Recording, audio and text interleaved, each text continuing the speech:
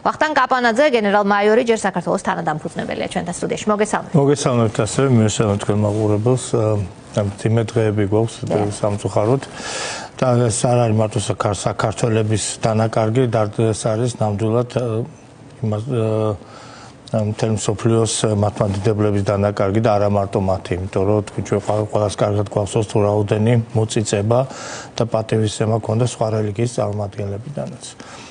ცხოვრება გრძელდება, ნათელ შემყობს მისი სული და რა ვიცი, იქიდან ზევიდან თუ დაგვეხმარება ზეციური საქართველოსთან თუ ეხმარება აი ამ ჩვენ საქართველოს. რაც შეეხება უშუალოდ ვითარებას ირანთან დაკავშირებით, არ არის მარტივი ვითარება, შეიძლება ითქვას, რომ არა სამხედრო თვალსაზრისით. სამხედრო თვალსაზრისით ასე თუ ისე ძალიან კარგად ლაგდება ის გეგმები, რომელიც ფაქტიურად ის დიზაინი, რომელიც როგორც წესი განესაზღვრება ხოლმე კამპანიის დაგეგმვის დროს. ახლა ვიმყოფებით ჩვენ მოწვენი ვართ მესამე ფაზის. თუ პირველ ფაზად ჩავთვლით მოსამზადებელ ფაზას, ახლა არის სრული დომინაციის ფაზა. როდესაც უკვე საჰაერო სივრცეში გამოჩნდა ისეთი თვითმფრინავები, როგორც არის ახლო მხარდაჭერი თვითმფრინავები, როგორც არის 10 მრავალფუნქციური ტანდერბოლტი, რომელიც უშუალოდ მიწასთან ახლოს დაფრინავს ნაკლების სიჩქარით და უშუალოდ ანადგურებს ამ გამოვლენილ მიზნებს.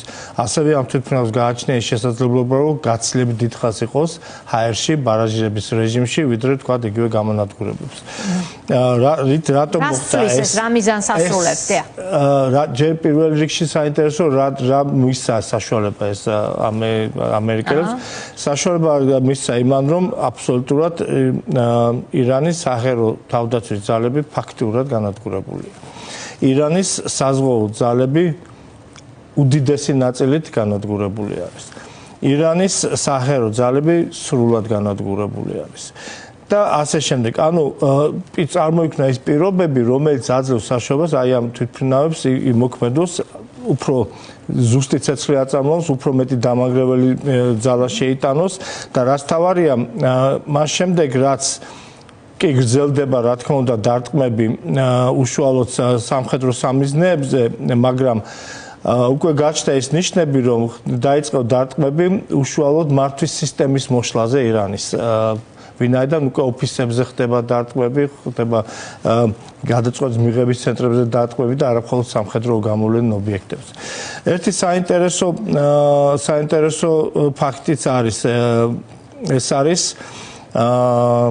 ტრიპოლი, ხომალდი ტრიპოლის დაძვრა, მიმყოლი ხომალდებით სან-დიეგო და სანტა-ბარბარა, ერთად დაიძრა იაპონიიდან. როგორც ჩანს, როგორც მედინა ყოშთვე ჩანს ორმუზის სრუტის მიმართულებით. ეს არის ხომალდი, რომელსაც საზღვაო ქვეითები გადაყავს. ახლა საზღვაო ქვეითებს ზოგადად უძახიან შეერაღებული ძალების 9/11-ს. იმიტომ რომ როდესაც საჭირო არის, როდესაც ყველაზე მეტი საჭიროება ჩნდება, მაშინ უძახიან მათი ექსპედიციური ხასიათიდან გამომდინარე. ეს ნიშნავს, ხო, კარგი კითხვა არის ნამდვილად. ეს არ გამორიცხავს იმ ფაქტს, რომ შესაძლებელია გამოყენებული იქნას რაღაც ამფიბიური ოპერაცია, რაც გულისხმობს დესანტის გადასხმას და ალბათ ყველაზე აი ამ შემადგენლობით, დაახლოებით 2200 საზღვაო ქვეითი არის აი ამ დაჯგუფებაში, ამფიბიურ დაჯგუფებაში. ყველაზე უფრო სავარაუდოა, რომ აღნიშნული მედესანტები, საზღვაო ქვეითები შეიძლება განახორციელონ ამფიბიური ოპერაცია კუნძულებზე, რომელიც ზუსტად ორმუზის სრუტეში არის, ვინაიდან მათი კონტროლი ძალიან მნიშვნელოვანია ზოგადად სრუტის კონტროლისთვის.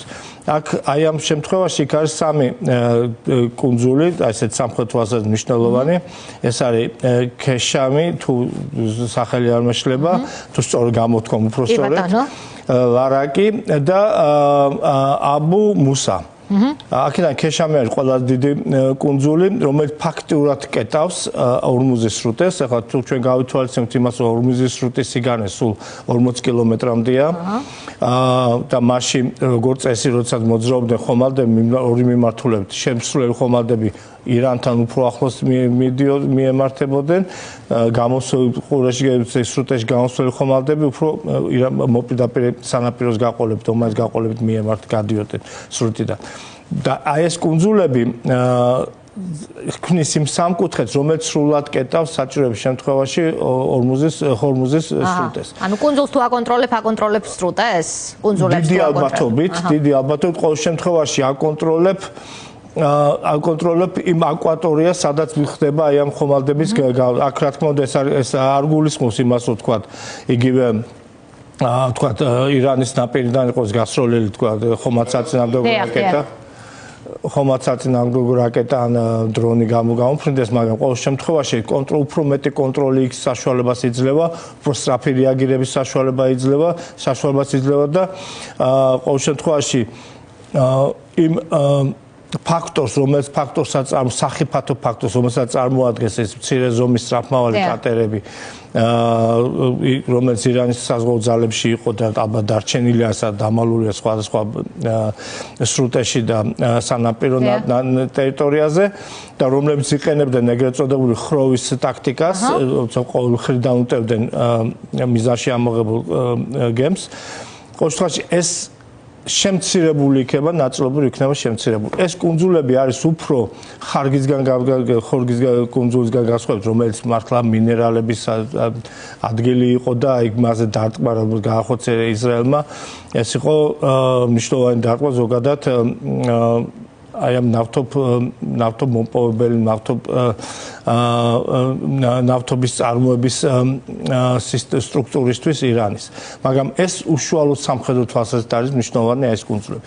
აი ამ საზღვაო ქვეითების გამოჩენა აი მესამე ფაზაში, ანუ სრული დომინირების ფაზაში რაც შეიძლება გარკვეული ახალი ეტაპი შეიტანოს. მანამდე ჩვეულებრივ გრძელდება ეს დარტყმები. ფაქტი არის ის, რომ თუკი ომის დასაწყისში თუ არ ვწდები ისრაელის მიმართულებით გაშვებული იყო რაღაც 500-მდე რაკეტა და 800-მდე დრონი, ბოლო პერიოდში 20-ზე ნაკლები საფრენი აპარატი მიდის ისრაელის მიმართულებით. ეს რა თქმა უნდა მნიშვნელოვანი ნიშანია იმისა, რომ შემცირებულია აღნიშნული საფრთხე.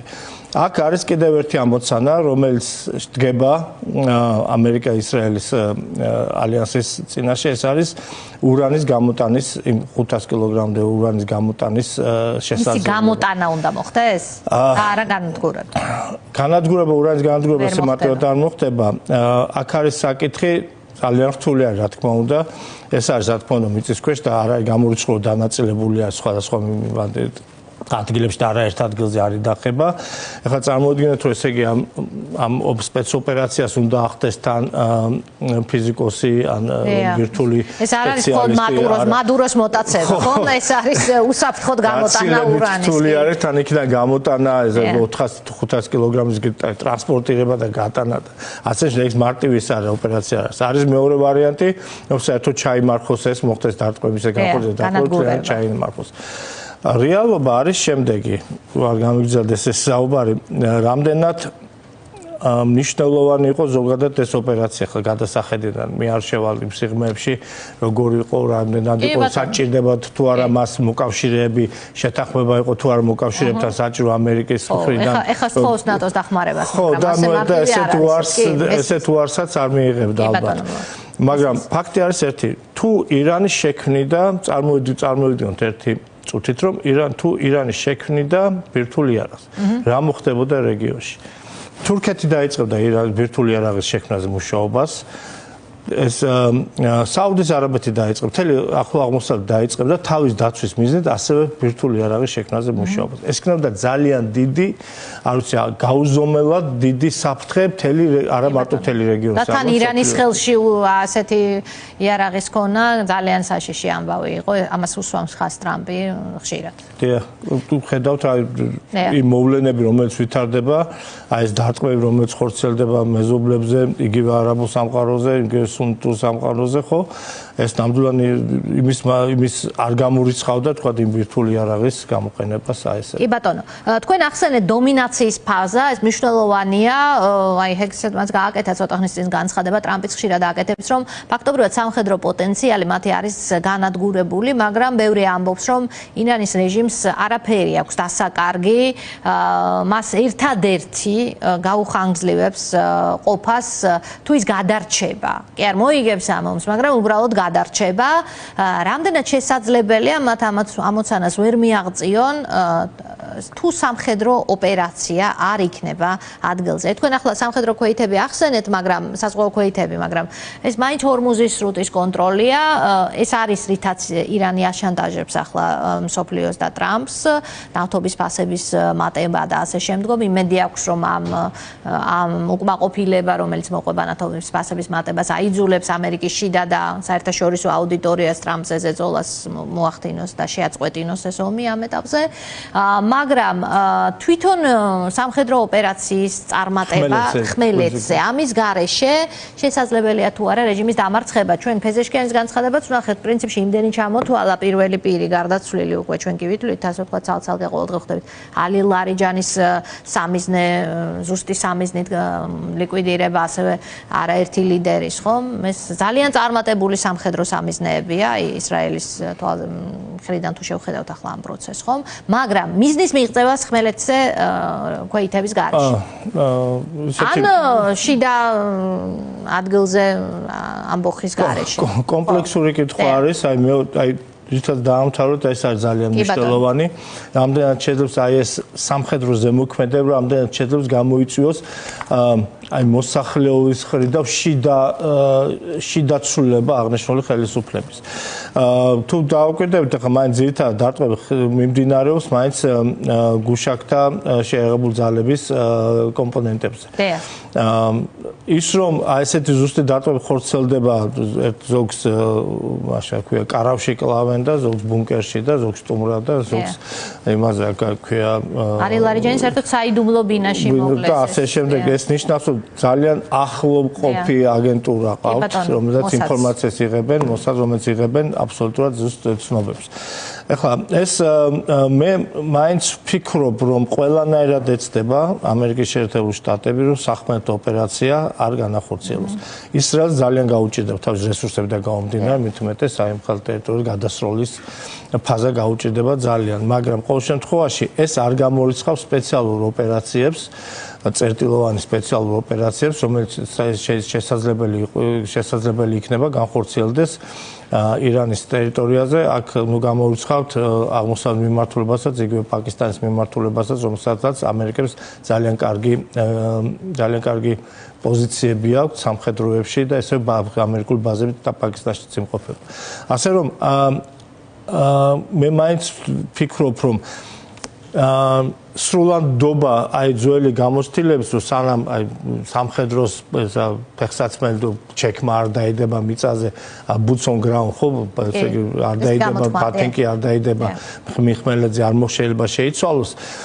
ჩვენ მომსწრე ვართ აბსოლუტურად სხვა ომის. ამას დღეს უკვე საუბარია ახალ სტრატეგიაზე, რომელსაც 20-40-40 ქვია, უძახიან, ანუ 20% კონვენციური საშუალებები, 40% შორი მანძილის აი უპილოტო საფრენი საშუალებები და კიდევ 40% უკვე ხელოვნური ინტელექტის ჩართულობა აი ამ ოპერაციებში. მე არ ვიცი, აი ახალი ტიპის, ამ მეხუთე თაობის ომის პირობებში შესაძლებელი იქნება ეს თუ არა. მე არ გამოვრიცხავ, რომ თუნდაც აი ამ კუნძულების ან რაღაც გარკვეული პლაცდარმის შექმნა ირანის ტერიტორიაზე საშუალებას მისცემს, რომ თქვა იგივე ხელისუფლება, ახალი ხელისუფლება ჩამოიყვანოს ამერიკამ და რაღაც აი პლაცდარმიდან დაიწყოს უკვე შემდგომი განმათავისუფლებელი მოძრაობა ირანში. ამას როგორ იქნება ეს ორგანიზებული? ეს ყველაზე რთული ფაზა არის. ამიტომ არის რომ სამხედრო შემადგენელი ამ კამპანიის, ზოგადად კამპანიების არის ყველაზე აი მერე იწყება ყველაზე რთული, როცა ტრანზიტული პერიოდი იწყება, როცა აი ომიდან გამოსვლის პერიოდთან გვექნება საქმე. ნახოთ, საინტერესო ვითარება არის, დაძაბული, მაგრამ საინტერესო ვითარება არის.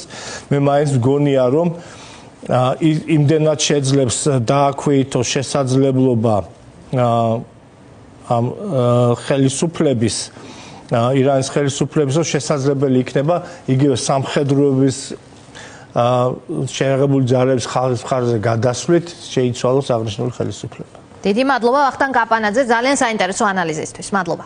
ჩვენ აქ დავასრულებთ, მაგრამ თქვენ უნდა დარჩეთ ფორმულაზე, წინ ახალი ფორმულა გელით, ვახოს ანაიასა და ნინო ჟიჟილაშვილთან ერთად. მადლობა რომ გვიყურეთ.